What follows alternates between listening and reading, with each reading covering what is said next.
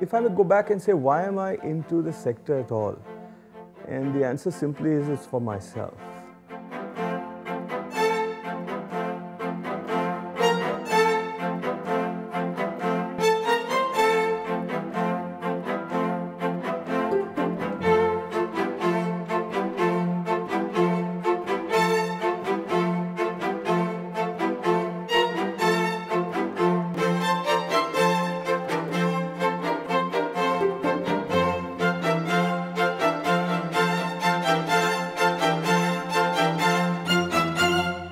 The biggest advantage that you can get is you feel better about yourself.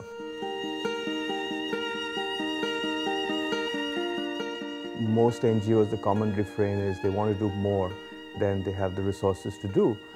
So I guess a grey head like me, one of the things we can do is to sort of try and balance the two, to help those people prioritize what is more important. The way that Arpan is working right now in sort of trying to lobby with the government, advocacy with the government, to ensure that the laws are changed, to look at it in a more sympathetic way. So all of it is a long-term thing.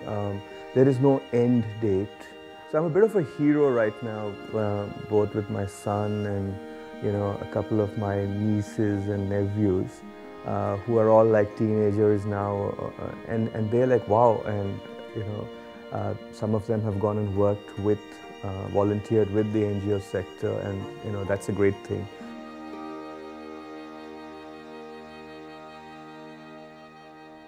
A few years back, I said to myself, as one started making enough money and realized that one is probably making more money than what one needs.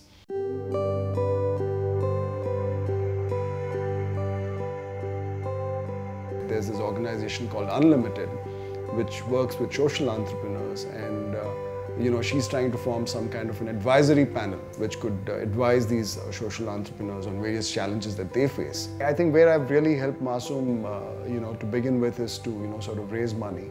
The NGOs and others who sort of seek time from you are aware of the fact that your time is precious. It's not too much really. My sense is it's about 6 to 8 hours a month, and I think I can give more.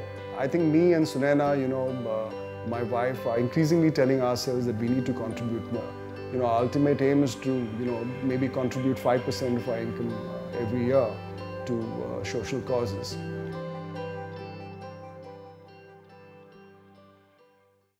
A few years back, we decided we need to give back.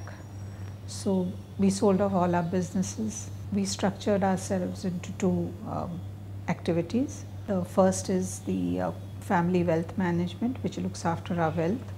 And the second is a charitable foundation.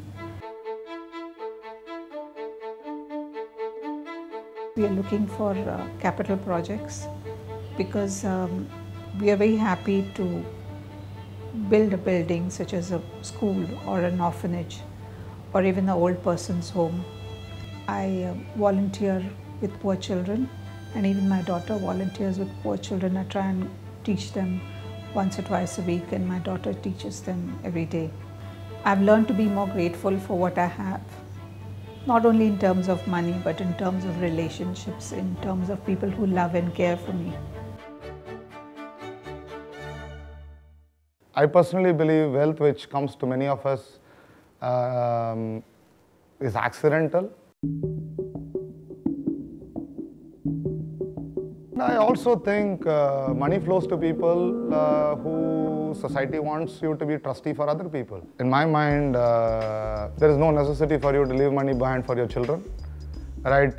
In your lifetime, making use of that money to the people who need it when they need it is more important than leaving money for some people on a later day. I personally believe the healthcare and education in this country are not something which is well funded. And any society, right, responsible society, cannot leave one fellow human who's denied a cure which otherwise is available. There is a joy of sharing.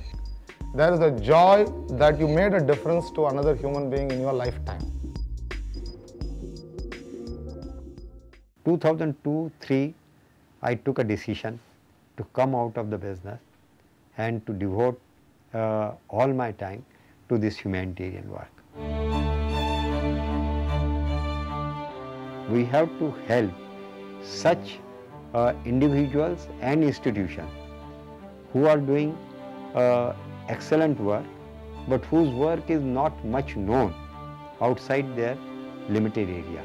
We will go on giving you suggestions for the improvement. We will go on trying to improve your vision. We will also try to provide you training. We will also try to provide you manpower. We will also try to connect you with the other institutions. Whatever little I have, I intend to use it in my lifetime for the charitable work.